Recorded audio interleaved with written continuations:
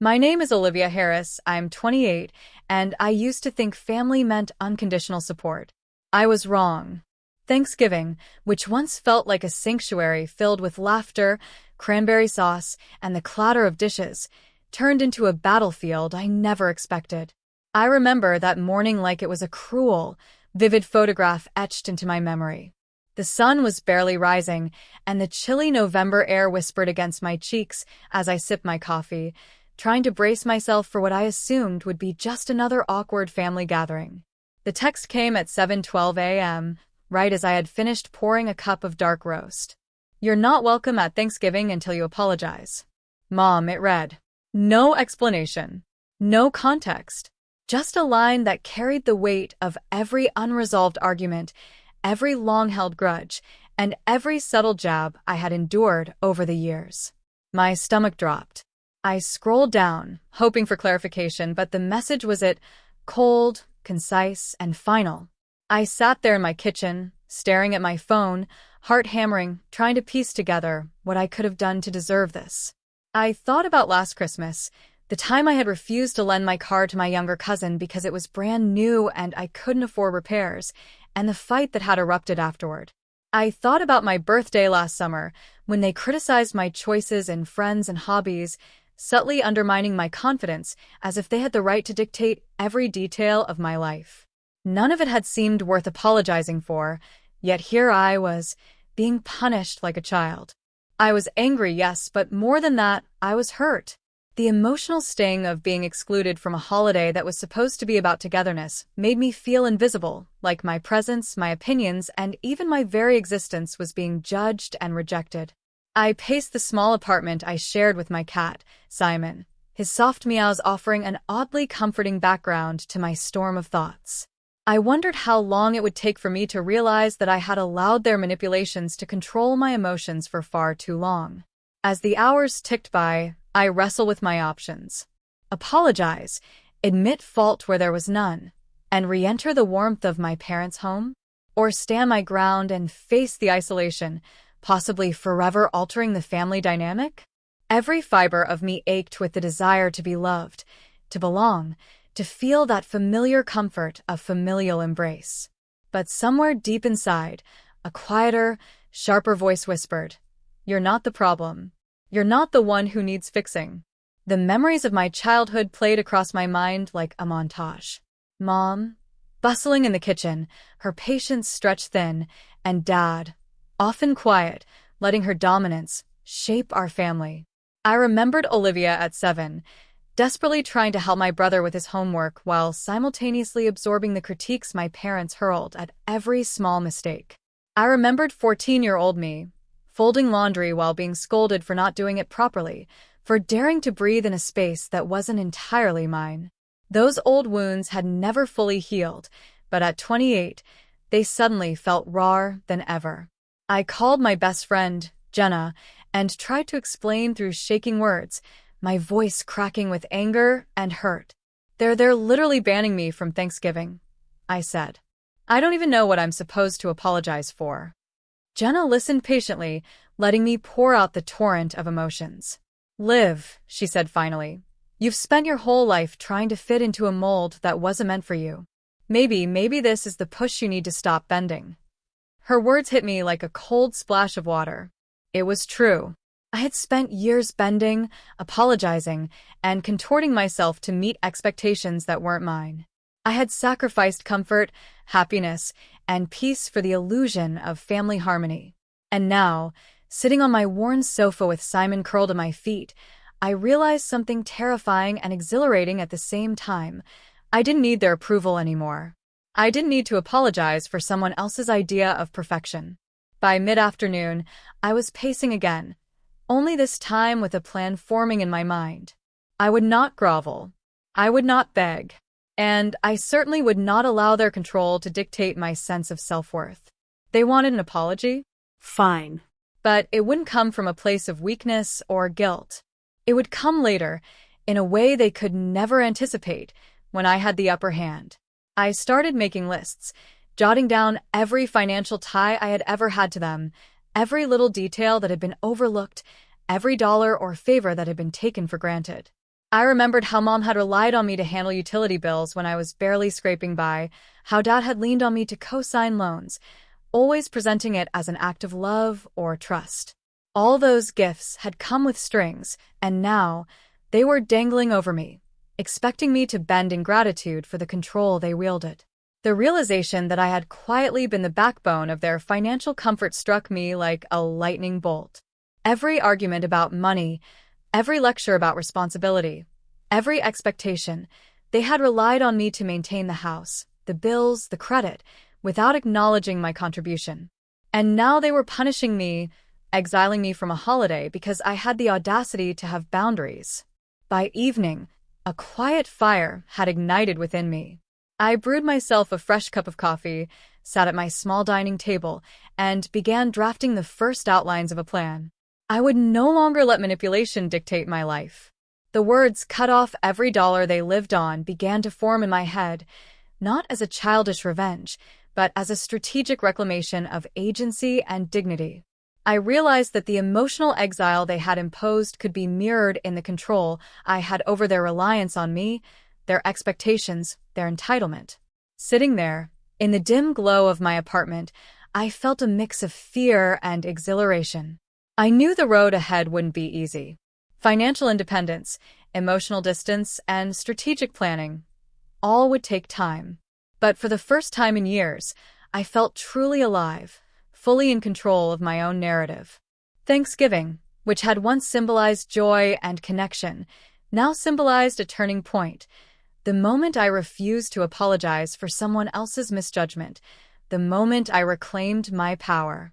That night, as Simon purred softly beside me and the streetlights cast golden halos across the window, I made a promise to myself. I would no longer allow them to dictate my emotions, my choices, or my worth. I would not apologize.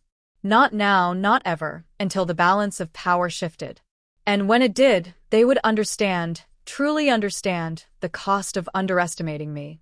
For the first time, I felt a flicker of what it meant to be free, not just free from their control, but free to plan, to strategize, and to rebuild my life on my terms. And that freedom, that quiet, burning determination, would shape the months to come in ways I could not yet fully imagine. The morning after that fateful text, I woke with a strange mix of apprehension and resolve. The apartment felt smaller somehow, like the walls were pressing in to remind me of all the times I had folded under my parents' expectations. Simon jumped onto my lap, nudging my hand with his head as if sensing my unease, and I felt a faint smile tug at my lips. Even in the darkest, most confusing moments, he was there, silent, non-judgmental, and loyal. I poured another cup of coffee and stared out the window at the gray November sky. A part of me wanted to curl up and disappear for the day, but the fire that had ignited the night before still burned.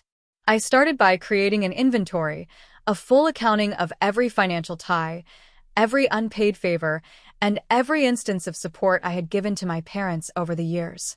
It wasn't just about money, though there was plenty of that. It was about control. They had leaned on me in ways they never acknowledged. I remembered the time they asked me to co-sign the lease for my younger brother, who had just turned 20. They framed it as a family responsibility, but the reality was that I had taken on a huge financial risk to cover a problem that was never mine. And I had done it quietly, without complaint, because I believed that was what family meant. Now, I saw it differently.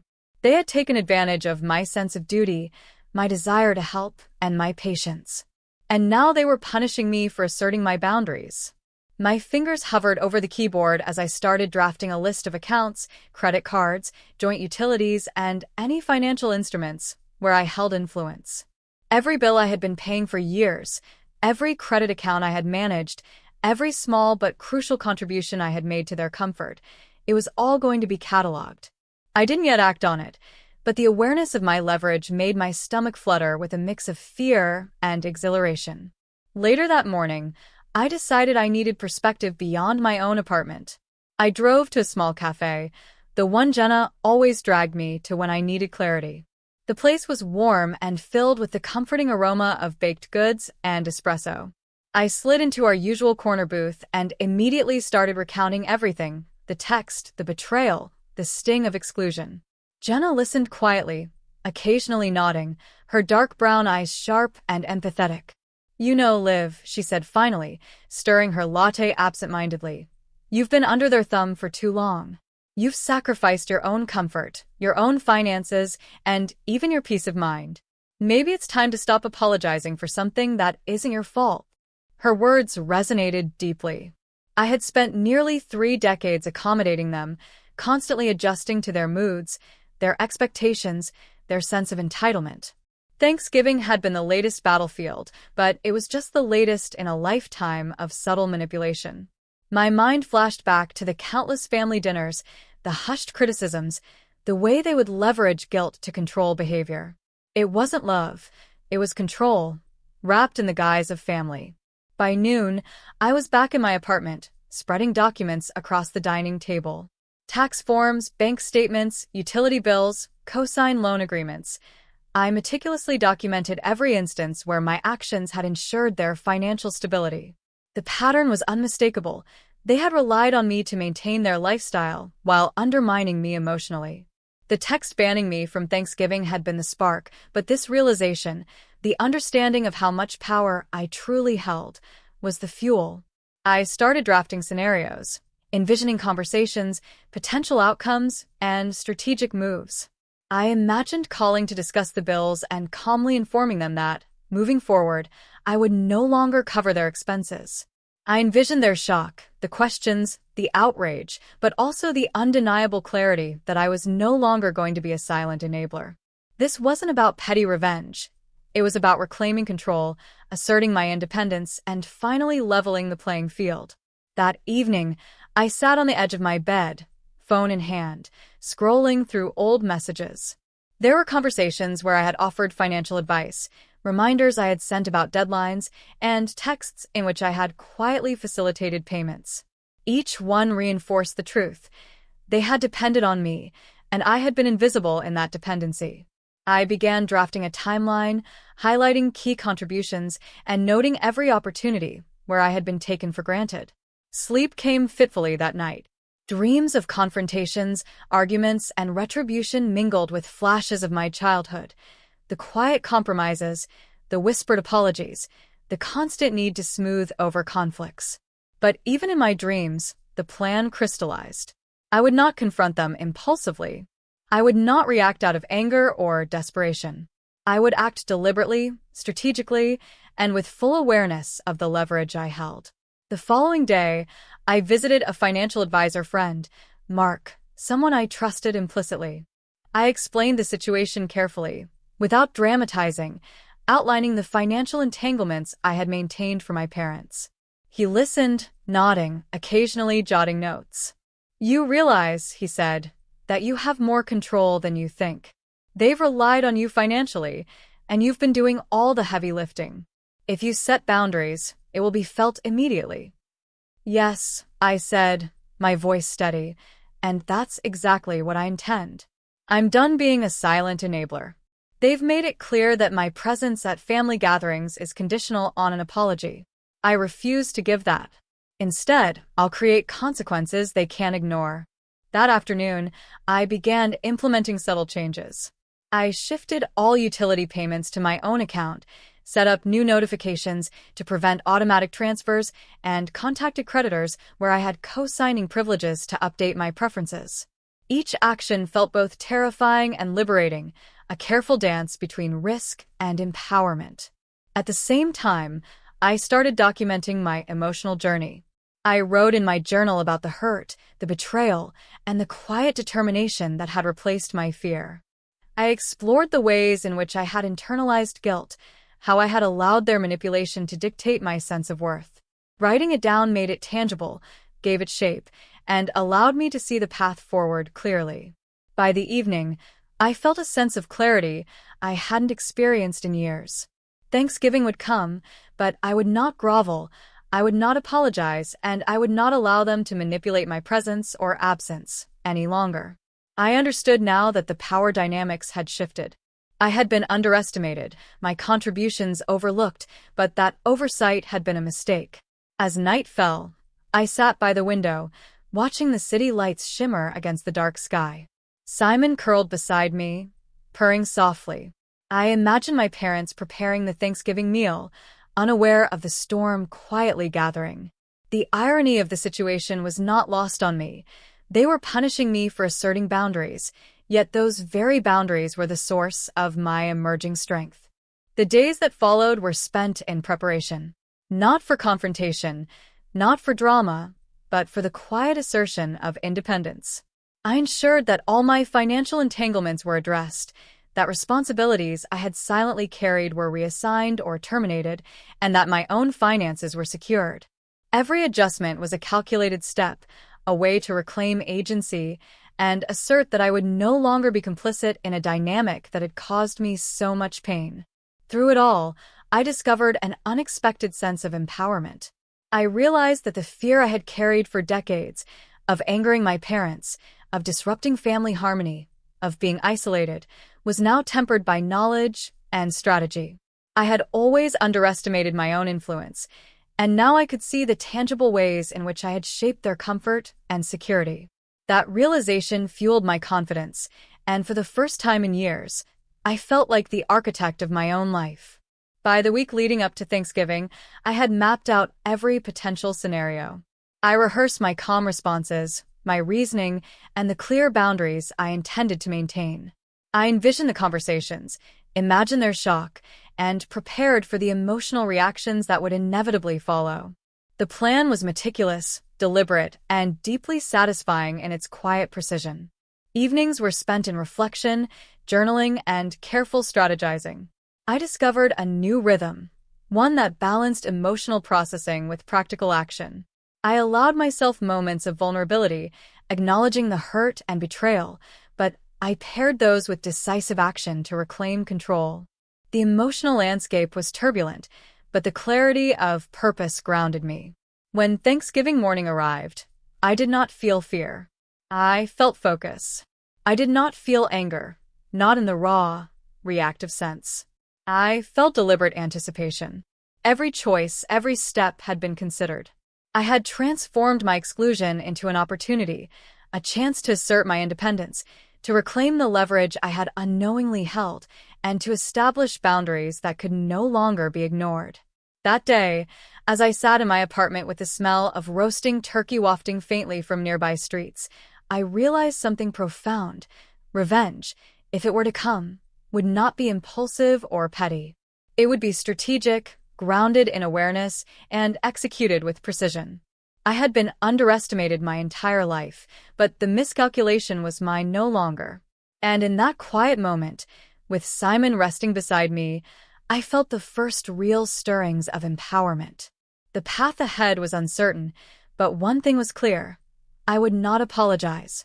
Not for their misunderstandings, not for their assumptions, not for their sense of entitlement. Thanksgiving had become a symbol, not of punishment, but of liberation, the first chapter in a story of self-determination, strategy, and reclaimed power. The morning before Thanksgiving, the apartment felt almost too quiet. Simon was perched on the windowsill, watching the early sun reflect off the roofs of nearby houses, his tail flicking lazily. I made my coffee with methodical calm, each movement deliberate, each sip grounding me in the plan I had been formulating for weeks. The text from my mother still echoed in my mind, not as a source of hurt anymore, but as a catalyst, a spark that had ignited the resolve I now carried with me. I reviewed the list I had painstakingly compiled.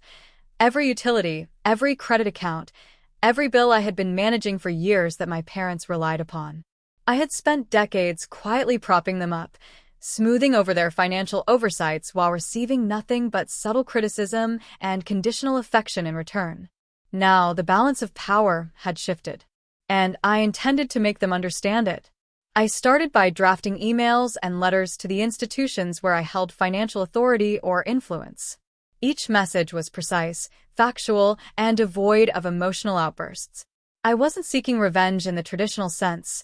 I was asserting boundaries and reclaiming control.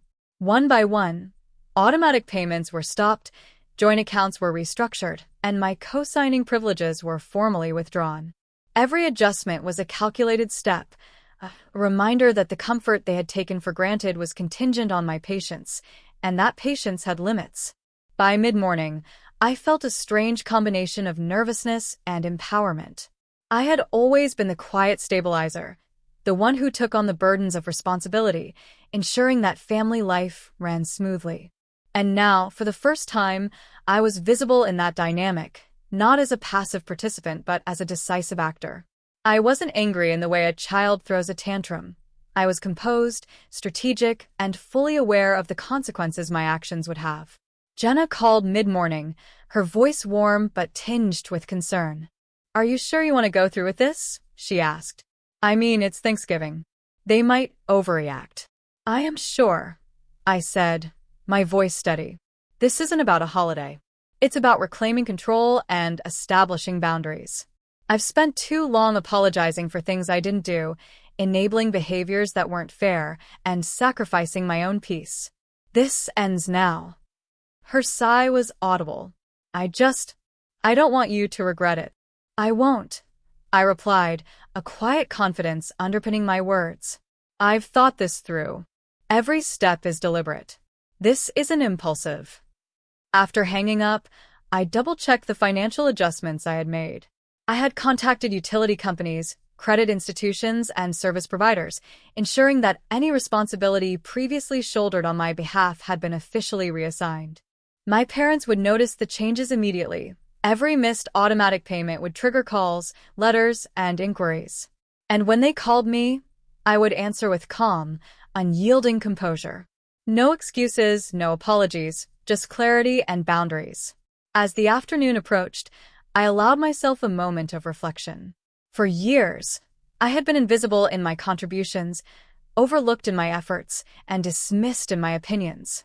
I had internalized their criticisms, questioned my own worth, and often felt trapped in a cycle of guilt and obligation. But now, I recognized the power I held, the tangible evidence of my influence, and the opportunity to finally assert my agency. I also considered the emotional impact of my actions. Yes, my parents would be upset, shocked, and perhaps even angry. But the point wasn't to hurt them for the sake of revenge. It was to enforce consequences for behaviors that had caused me emotional harm. For decades, they had wielded guilt as a weapon. Now, they would encounter the reality of boundaries enforced with clarity and precision. By late afternoon, I prepared myself for potential confrontations. I envisioned the calls, imagined the questions, and rehearsed calm, factual responses. I reminded myself that I was not acting out of spite, but out of self-preservation and empowerment. Each scenario I imagined reinforced my confidence and reduced the anxiety that had initially accompanied the planning. Then, as the sun dipped below the horizon, a subtle tension filled the apartment. The neighborhood began to glow with the golden hues of early evening, streetlights flickering on, and the smell of roasting turkeys wafted from nearby homes. The world outside moved on in normalcy, oblivious to the internal storm I had prepared. I felt a strange sense of irony. While my parents busied themselves with cooking, decorating, and preparing for a holiday celebration, I was asserting a form of authority and control they had never anticipated. Dinner time arrived, and with it, the first signs of disruption. My phone rang, my mother's number flashing insistently on the screen. I took a deep breath, feeling a sense of calm that contrasted sharply with the panic I had once associated with family confrontations. "Olivia," she said, voice trembling with a mixture of anger and disbelief. "Why are the bills? Why is nothing being paid?" I sat on the edge of the sofa, hands steady, and replied, "Mom, I've reassigned responsibility for all utilities and accounts I had been managing. Moving forward, I will no longer cover these expenses or manage these accounts. The arrangement that relied on me without acknowledgement has ended." There was a sharp intake of breath on the other end, a pause thick with tension. I could almost hear the disbelief, the realization that the comfortable reliance they had enjoyed for years was now disrupted. But Thanksgiving," my mother stammered, voice rising with frustration. "I will not apologize for boundaries I have established," I said firmly. "You chose to ban me from Thanksgiving because you felt entitled to an apology. I have chosen not to give one. This decision is about reclaiming agency and establishing fairness. The line went silent for a few seconds, the kind of silence that carries weight far heavier than words. Then, a sigh, frustrated, sharp, and edged with the realization of my determination. I hung up the phone and sat back, feeling an odd mixture of satisfaction and trepidation. I had initiated the consequences deliberately and thoughtfully, without malice, but the impact was immediate. They would feel the shift, and that awareness alone provided a quiet sense of empowerment I had never experienced before. The night continued, and as I sipped my coffee and reflected, I realized how much I had underestimated myself. For decades, I had been the silent enabler, the invisible backbone, the one who made the household function while receiving little acknowledgment. Now I had asserted control, and in doing so, I had discovered an inner strength I hadn't known existed. I allowed myself a brief smile as Simon curled into my lap, purring contentedly. Even in the face of potential conflict, I felt grounded. The plan was in motion, the boundaries clearly defined, and my empowerment undeniable. Thanksgiving, once a source of anxiety and punishment, had become a symbol of transformation, a stage upon which I had claimed authority over my life and choices. The next morning, as I walked through the city streets, the crisp November air felt invigorating. I passed families carrying grocery bags, the aroma of roasted turkey drifting from open windows, and I realized that the holiday, once a source of pain, had become a marker of independence. I no longer needed validation from those who had consistently undervalued me. I had reclaimed power, and that reclamation was quiet, precise, and undeniable. By the end of the week, the first effects of my strategic changes began to manifest. Phone calls from utility companies, letters regarding overdue payments, and confused inquiries from service providers arrived, all directed toward my parents. I remained composed, responding with clarity and calm, each interaction reinforcing the new dynamic I had established. The pattern was unmistakable. The reliance they had taken for granted was no longer assured, and every disruption highlighted the consequences of their past manipulations. As Thanksgiving approached, I reflected on the months of preparation, the emotional processing, and the deliberate actions I had taken. I realized that empowerment didn't require confrontation, yelling, or dramatic gestures. It required clarity, strategy, and unwavering commitment to boundaries. And in that realization, I found a sense of peace that had eluded me for years. That night, sitting in my apartment with a quiet sense of victory, I understood something profound. The holiday ban had not been the punishment I initially perceived. It had been a catalyst, a forcing function that compelled me to recognize my influence, assert my independence, and reclaim agency. The betrayal, the exclusion, and the pain were no longer wounds. They were tools I had used to redefine my relationship with my family and, more importantly, with myself. The morning of Thanksgiving arrived, crisp and clear, with sunlight slicing through the edges of the curtains and spilling onto the hardwood floor of my apartment. I awoke with an unusual sense of calm. There was no dread, no hesitation, just clarity and the quiet satisfaction of knowing that I had taken control of a situation that had long controlled me. Simon stretched beside me, and I smiled at his familiar, comforting presence. For weeks, I had rehearsed every step of my strategy, anticipated every response, and envisioned the outcomes. And now, the time had come to witness the effects of those preparations. By mid-morning, my phone began to ring. First my mother, then my father, and finally my younger brother, each call steeped in urgency, confusion, and barely concealed frustration. They were discovering, all at once, that the financial support they had relied on for decades was no longer automatically guaranteed. Their sense of entitlement collided violently with reality. I answered each call with deliberate composure, explaining calmly that all financial responsibilities previously handled by me had been formally reassigned or suspended. "Olivia, this isn't funny," my mother said, her voice tight with disbelief. "We're talking about bills, utilities, Thanksgiving plans." "This is exactly the point, Mom," I replied evenly. For years, I've quietly managed responsibilities, supported the household, and enabled comfort without acknowledgement. The arrangements have always been unbalanced. I'm not apologizing for establishing boundaries or expecting recognition for my contributions. There was silence on the other end, heavy and incredulous, and then my father's voice, shaking with restrained anger. "So, you're saying we're on our own?" "Yes," I said, my voice steady. Effective immediately. By noon, the first consequences began to manifest. Overdue notices appeared in their mailbox, calls from utility companies began, and the emails I had drafted weeks earlier started to generate replies requiring their immediate attention. I did not gloat, but a quiet sense of empowerment coursed through me. For years, I had been invisible in the mechanisms of my parents' comfort. Now I was visible, not in servitude, but in authority. I sat down with a notebook and documented each interaction as it unfolded. There was a meticulous satisfaction in recording the precise sequence of events, noting responses, and tracking emotional reactions. I realized that I was no longer acting out of anger or hurt alone. I was acting strategically, asserting agency, and reclaiming control in a way that was undeniable and inescapable. By early afternoon, Jenna stopped by. She had insisted on checking in, though I knew she wanted to witness the unfolding dynamics from a safe distance. She arrived with a small pie, a familiar gesture of solidarity, and found me calmly reviewing notes while sipping tea. "Are you nervous?" she asked, raising an eyebrow. "Not nervous," I said. Focused. This isn't about them anymore. It's about asserting what's fair, reclaiming what's been overlooked for too long, and setting boundaries they can't ignore. Her smile was small but genuine. "You're different. Stronger. I mean, you're not just standing your ground.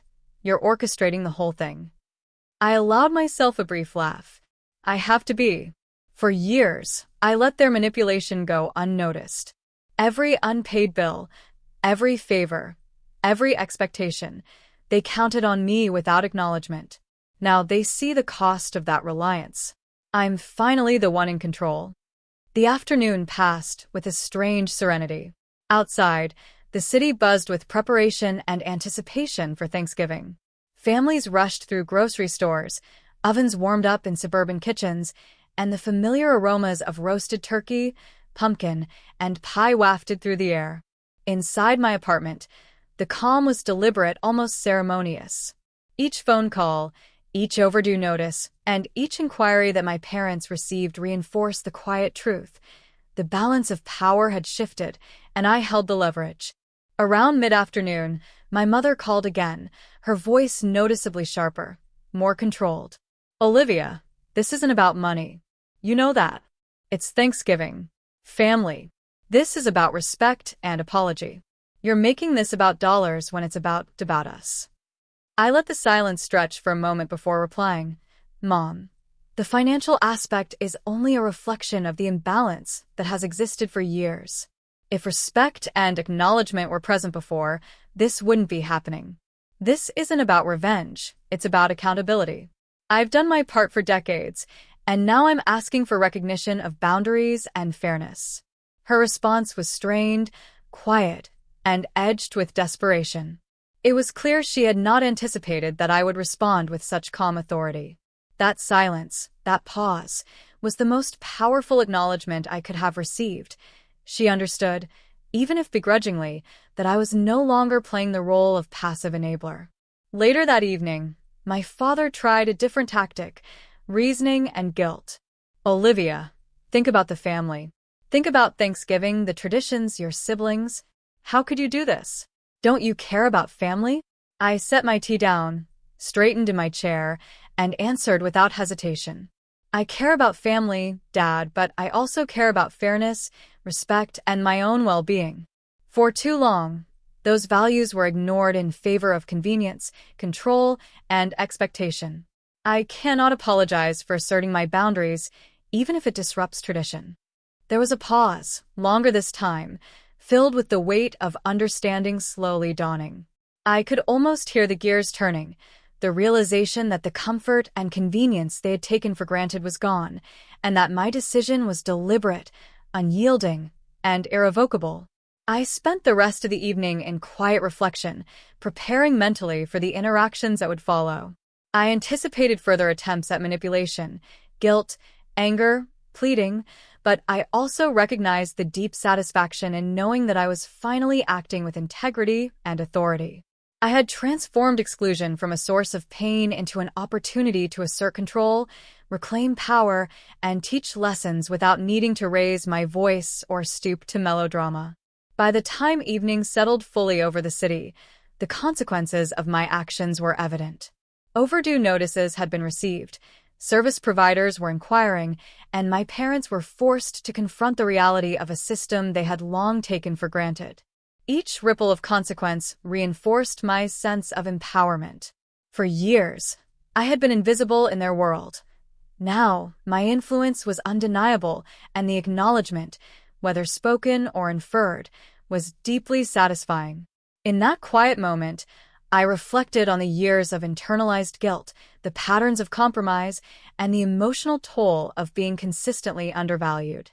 I realized that the power I had wielded silently had always been present. I had simply never acknowledged it. Now, with careful, deliberate action, I had made it tangible and unavoidable. I allowed myself a rare smile as I watched the sun dip below the horizon, casting long shadows across the apartment. Simon curled at my feet, his soft purring a comforting rhythm against the backdrop of city sounds. I had transformed a moment of betrayal and exclusion into an exercise in empowerment, strategy, and self-assertion.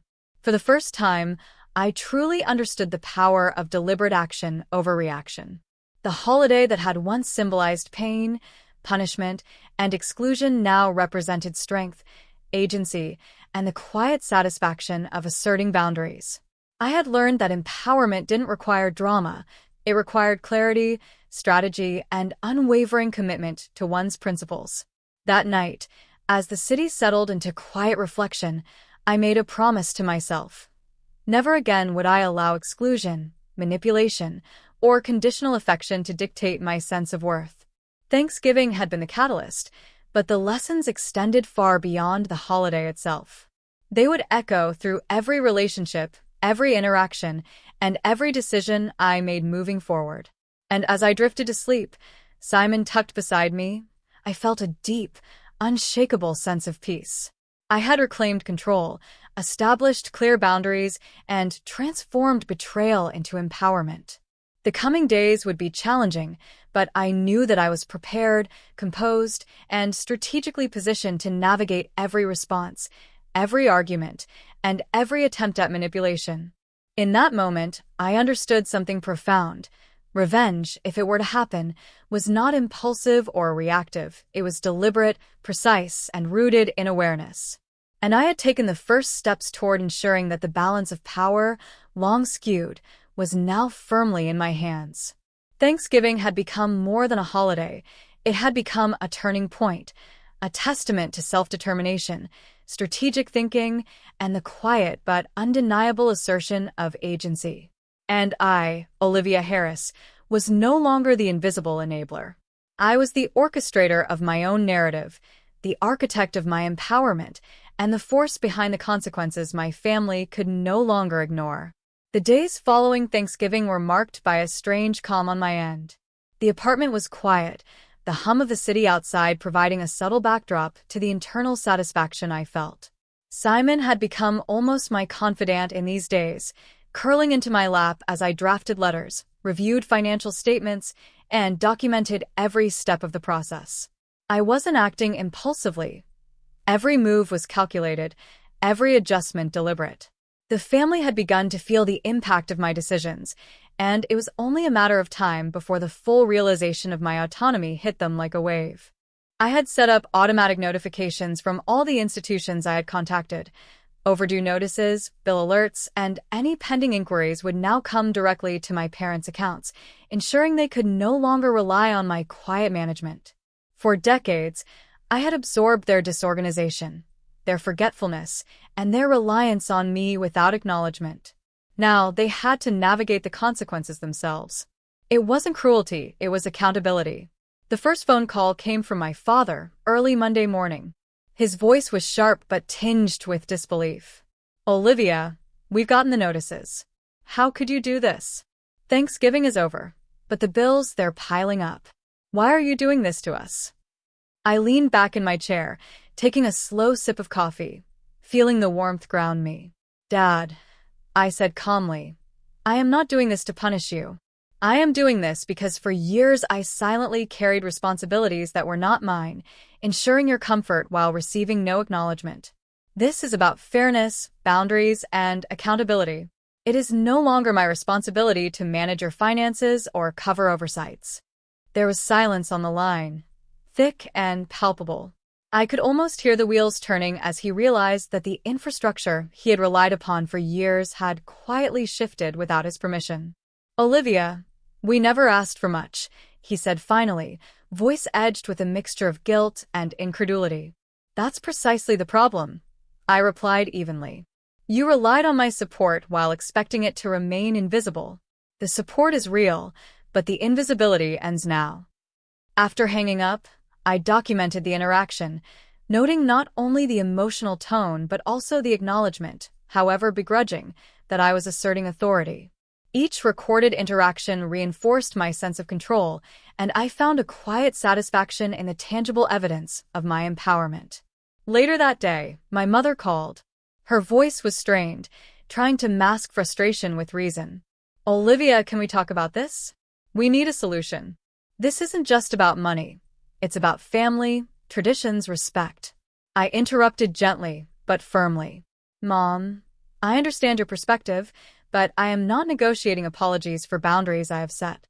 We can discuss practical arrangements if you'd like to manage them directly, but I will not resume responsibilities that have been formally reassigned. This is about reclaiming agency and fairness. Her sigh was audible, heavy with the weight of unanticipated accountability. I didn't realize how much you had been doing, she admitted quietly. That was the acknowledgement I had been seeking, not an apology, not submission, but recognition of the imbalance that had existed.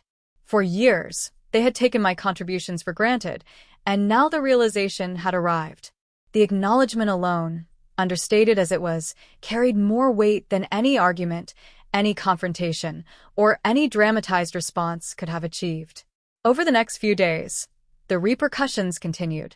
Overdue notices increased, inquiries piled up, and my parents were forced to confront the reality of self-management. Each new notification, each urgent call, was a reminder of the balance that had shifted. And through it all, I remained composed, methodical, and detached from any emotional entanglement. I wasn't seeking to hurt them. I was asserting a necessary correction.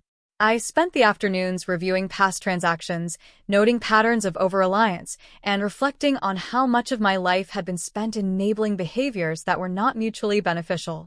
I realized that my own sense of guilt had long been exploited as a tool to enforce compliance, to ensure that my energy, time, and finances were continuously diverted to meet their needs.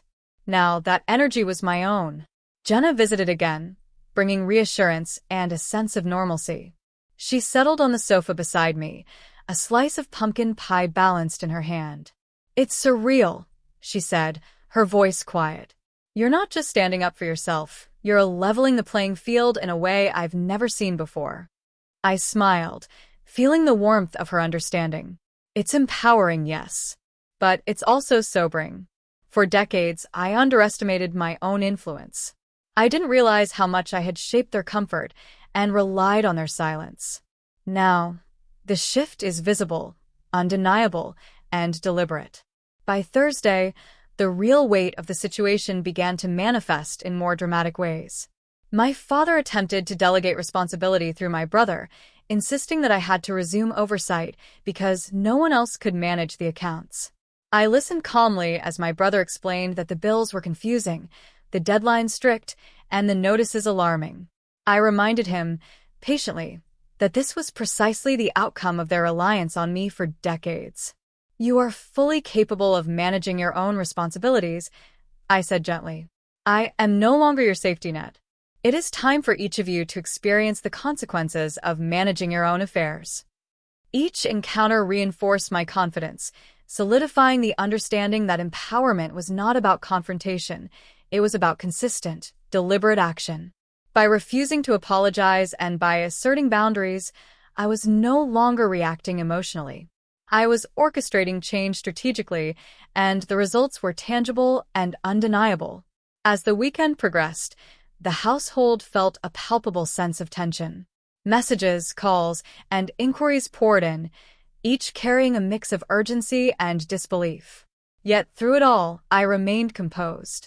I had planned for every possible emotional response: guilt, pleading, anger, and even subtle manipulation. But I stayed steady, delivering calm, factual explanations that emphasized fairness, accountability, and the necessity of boundaries. The clarity of purpose gave me a new sense of rhythm. No longer burdened by the emotional manipulation of years, I spent my time focusing on my own life, my own finances, and the strategic enforcement of boundaries. I realized that this empowerment was not just about the immediate effects, it was about establishing a precedent for future interactions, a durable structure of respect and accountability. By Sunday, my parents reached out again, this time collectively, attempting to negotiate partial responsibility without acknowledging the years of unrecognized contributions. I listened carefully, considered their proposals, and then responded with calm, unwavering clarity. "I will not resume responsibilities that have been reassigned," I said. "You are fully capable of managing your own affairs. The support I have provided for years was generous and deliberate. Moving forward, it is your responsibility to ensure the functionality of your household." The line went silent for a long moment. I imagined them exchanging glances, feeling the weight of a realization that had taken decades to arrive. This was not a temporary inconvenience. It was the tangible outcome of a long-standing imbalance finally addressed. That evening, I reflected on the transformation that had taken place. The holiday, once a symbol of exclusion and emotional punishment, had become a vehicle for empowerment and self-assertion. I had converted hurt into strategy, betrayal into clarity, and exclusion into deliberate action. The consequences my parents were experiencing were not the result of malice. They were the natural outcome of long-standing reliance on my contributions without acknowledgment. I journaled extensively, noting the emotional shifts, the responses, and the gradual recognition by my family of the boundaries I had established. Writing became a tool of reflection, a means to process the complex blend of satisfaction, relief, and occasional pangs of residual guilt that lingered despite my clarity. By Monday, the first real acknowledgments began to surface. My mother sent a brief text. "We're beginning to understand. Thank you for clarifying." My father followed with a call, quieter, more measured. "Olivia, you've made your point. We see now. Thank you for your patience." It wasn't an apology, and it wasn't full recognition of the past decades of unacknowledged effort, but it was a start. And in that start, I saw the quiet power of deliberate action, the potential for lasting change, and the value of asserting agency without succumbing to the emotional manipulation I had endured for so long. As the week drew to a close, I allowed myself a moment of reflection, standing by the window as the city lights flickered on. Simon stretched lazily at my feet, purring softly, and I realized that the empowerment I felt was more profound than I had anticipated.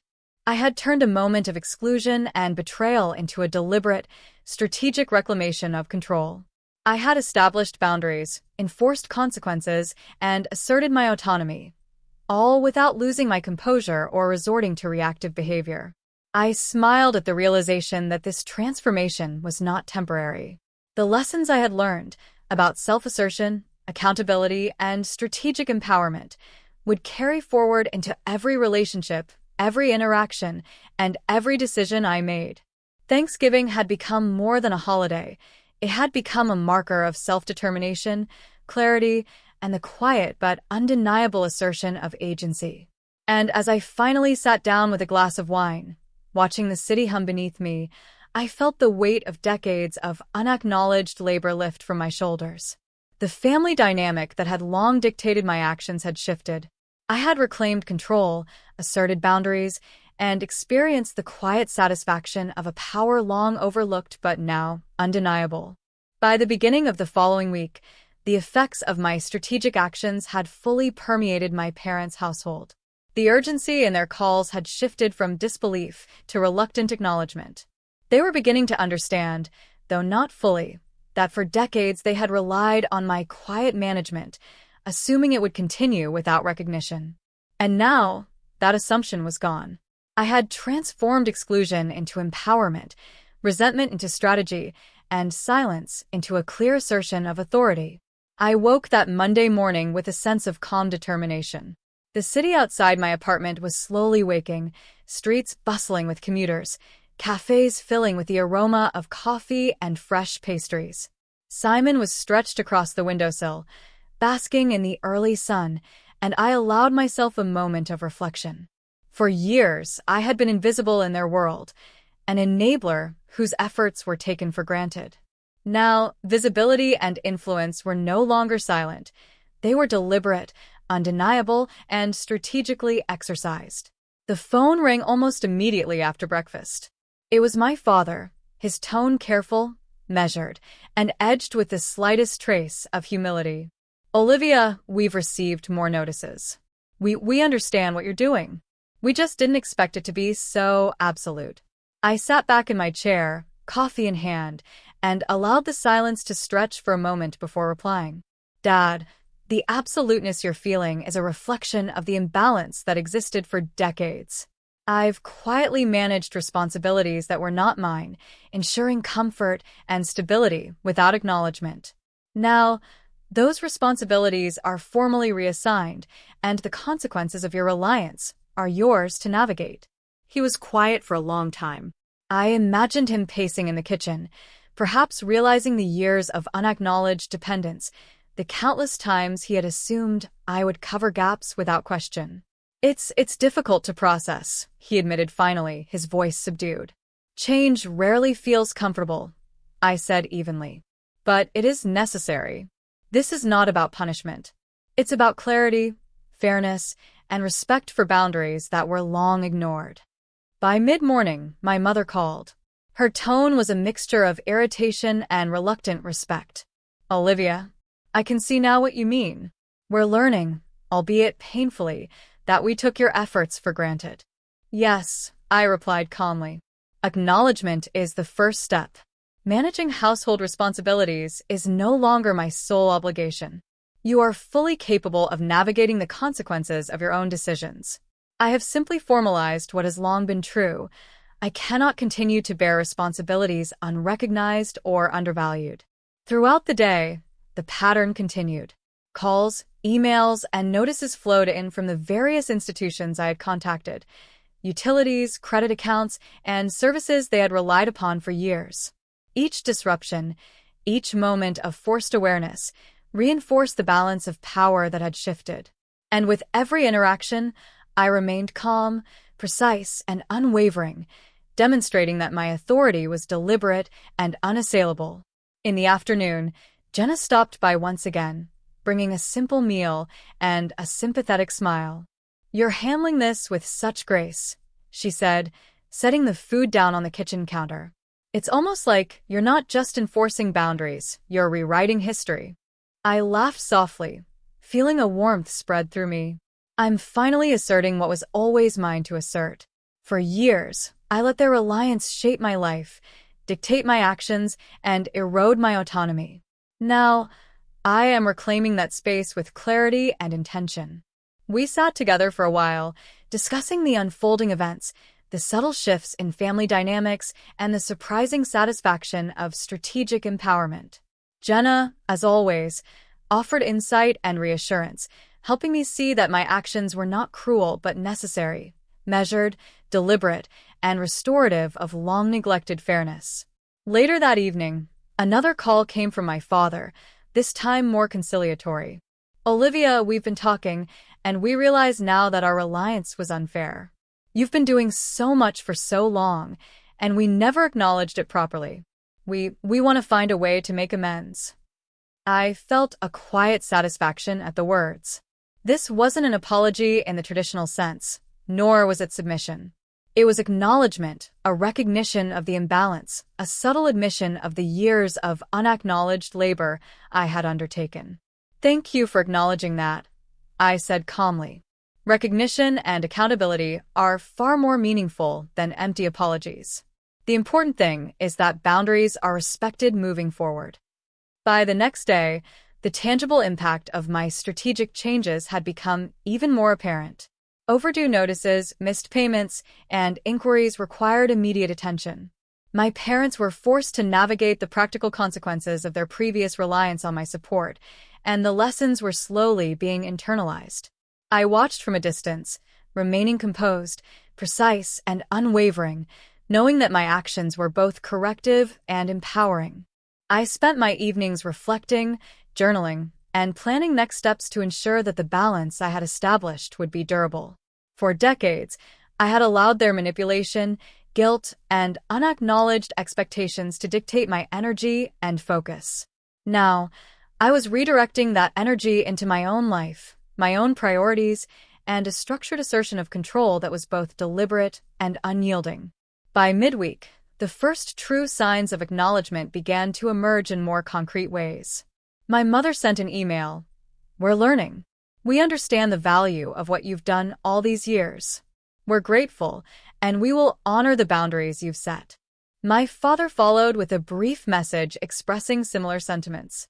It wasn't an apology, but it was recognition, and that recognition carried a weight far greater than any reactive emotional confrontation could have provided.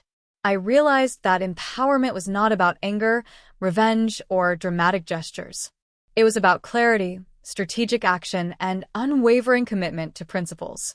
By asserting boundaries, formalizing responsibilities, and remaining composed, I had transformed exclusion and betrayal into a structured reclamation of agency. That weekend, I visited the grocery store, picking up fresh ingredients for meals, reflecting on how different my perspective had become. I had once viewed Thanksgiving and other family gatherings as arenas of obligation, manipulation, and exclusion. Now, they were markers of personal empowerment, opportunities to assert boundaries, and moments to witness the consequences of long-neglected acknowledgement. I spent the rest of the weekend methodically documenting every interaction, every financial adjustment, and every acknowledgement received. It was not about meticulous record-keeping for its own sake, but about understanding patterns, ensuring consistency, and reinforcing the clarity of the boundaries I had established. Each documented instance was a testament to deliberate action, strategic empowerment, and long-overdue recognition of my role in maintaining household stability. By the end of the week, a subtle but unmistakable shift had occurred.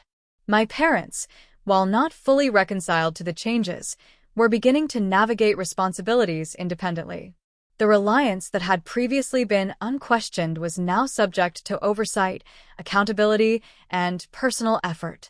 I observed the changes quietly, feeling a deep sense of satisfaction, not in their discomfort, but in the acknowledgement that my actions had created a durable and fairer dynamic. That Sunday evening, I sat by the window, city lights reflecting in the glass, Simon curled at my feet. I reflected on the transformation, the empowerment born from exclusion, the clarity derived from strategic action, and the long-term effects of asserting boundaries with precision. Thanksgiving had become more than a holiday. It had become a crucible through which I had reclaimed agency, enforced accountability, and established recognition that had been denied for decades. I realized, in that quiet reflection, that true empowerment did not require confrontation, anger, or dramatic retaliation. It required deliberate action, strategic planning, and unwavering adherence to principles. By refusing to apologize for boundaries, formalizing responsibilities, and remaining composed, I had created a structure that not only enforced fairness, but also reshaped long-standing family dynamics. And as I sipped my tea, watching the city hum below, I recognized the profound satisfaction that came from asserting control, reclaiming agency, and witnessing the tangible results of deliberate, strategic action. The lessons I had learned about fairness, accountability, and the quiet power of measured response would carry forward, guiding interactions, relationships, and decisions for years to come. For the first time in my life, I felt fully seen, fully empowered, and fully in control. The betrayal I had experienced had become a catalyst for transformation, and exclusion had evolved into a profound lesson in personal agency. Thanksgiving, once a symbol of hurt and manipulation, was now a marker of self-determination, resilience, and the quiet but undeniable assertion of authority. By the time the following week rolled around, the changes I had set in motion were fully tangible. My parents were no longer able to rely on my silent labor and financial management. Every phone call they made, every bill they attempted to sort, and every email inquiry forced them to confront the reality of decades of unacknowledged dependence. And I, Olivia Harris, sat quietly in my apartment, observing the consequences unfold with a calm sense of triumph, not rooted in malice, but in the deliberate assertion of boundaries and self-respect. That Monday morning, my father called first. His voice was quieter than usual, tinged with both resignation and a faint trace of respect. "Olivia, we've been talking, and I think we finally understand.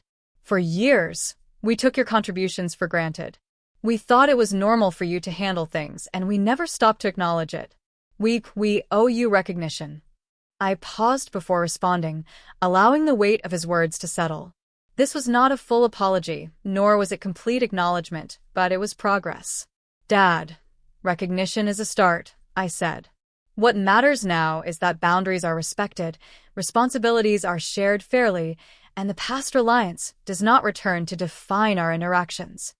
There was silence, long enough for me to imagine the gears turning on the other end of a line. Finally, he spoke, softer this time. "Agreed. We understand the importance of balance. Thank you for your patience and for teaching us this lesson." It was a profound moment. For decades, I had felt invisible in my family's hierarchy of expectations. My contributions, often monumental in sustaining the household, had been taken for granted. And yet, in that moment, the long-overlooked labor, the silent sacrifices, and the unacknowledged efforts were finally recognized, not in dramatic confrontation, but in measured, sincere acknowledgment. Later that afternoon, my mother sent a text message. "Olivia, we are trying to do better. Your efforts have not gone unnoticed, and we will honor the boundaries you've established. Thank you for showing us how important fairness and respect are." I read the message twice, savoring the subtle victory it represented. It wasn't vindictive. It wasn't revenge in the crude sense. It was empowerment, the quiet assertion of agency that forced recognition without resorting to dramatics or emotional theatrics. I allowed myself a small smile, feeling a sense of peace that had been elusive for years. By midweek, the household's newfound independence had fully settled in. My parents were navigating their finances, coordinating responsibilities, and experiencing firsthand the complexity I had long managed for them. And in this new dynamic, the shift was clear. I was no longer invisible, no longer the default enabler, and no longer subject to unacknowledged expectations. I had carved out a space for myself, both respected and untouchable in the context of my autonomy. Throughout this period, I spent time reflecting on the journey that had led me here. The exclusion from Thanksgiving had initially felt like a cruel, calculated punishment, a reminder of their disapproval and my perceived shortcomings. But that pain, once digested, had been transformed into strategy. I had turned emotional hurt into actionable steps, betrayal into empowerment, and exclusion into a catalyst for long overdue recognition.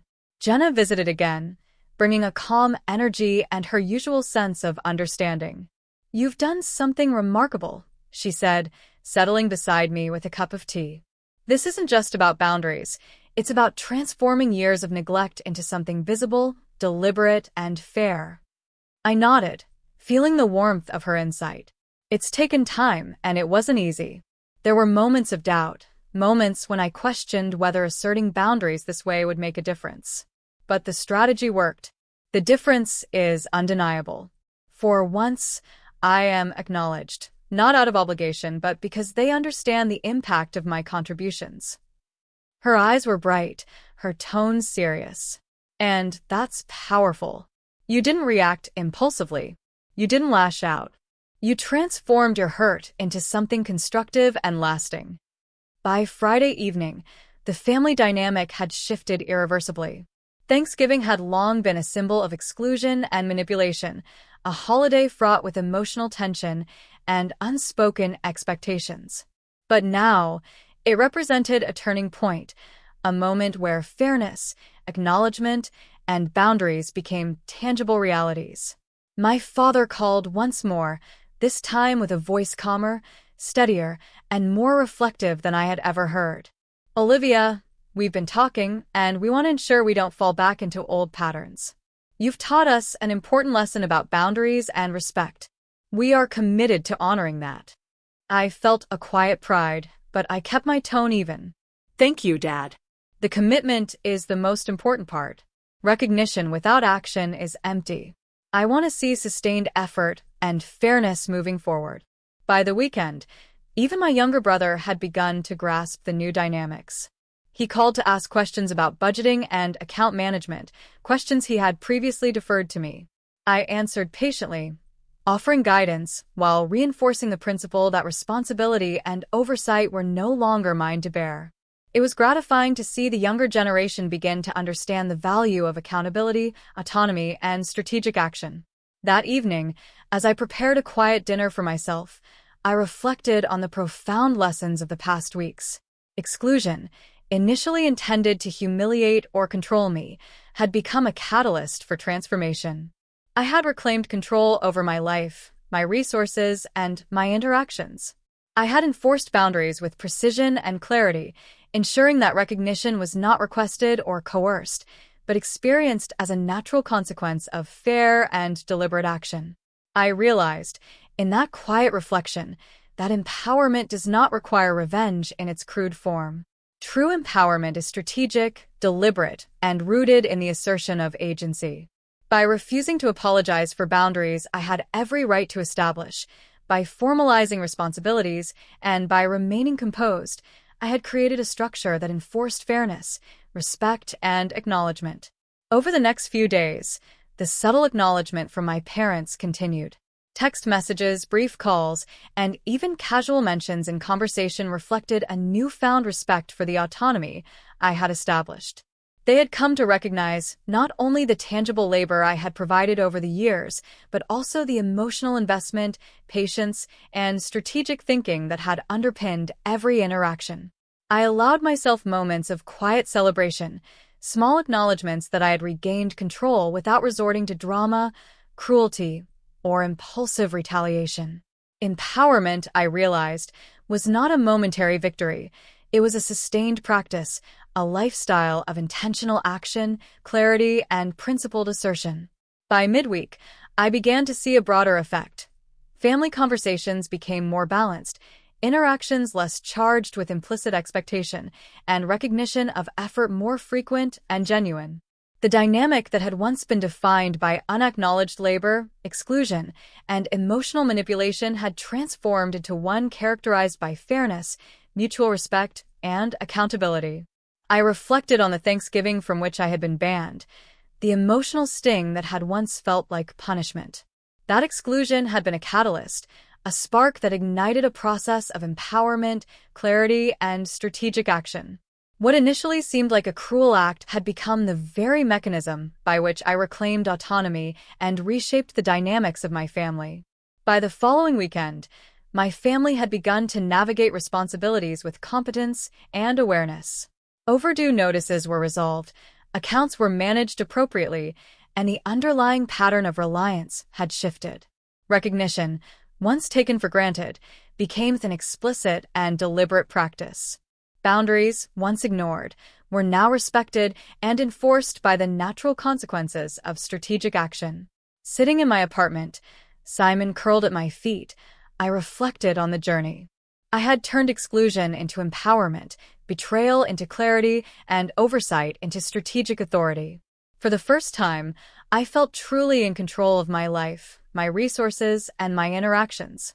The pain that had once defined Thanksgiving had been transformed into a lasting lesson in self-determination and accountability. And in that moment, I understood something profound. Empowerment is not about revenge, anger, or confrontation. It is about deliberate action, clear boundaries, and the patient enforcement of principles. By refusing to apologize for asserting fairness, by formalizing responsibilities, and by remaining composed, I had reclaimed decades of unacknowledged influence and reshaped my family's dynamics in a way that would endure.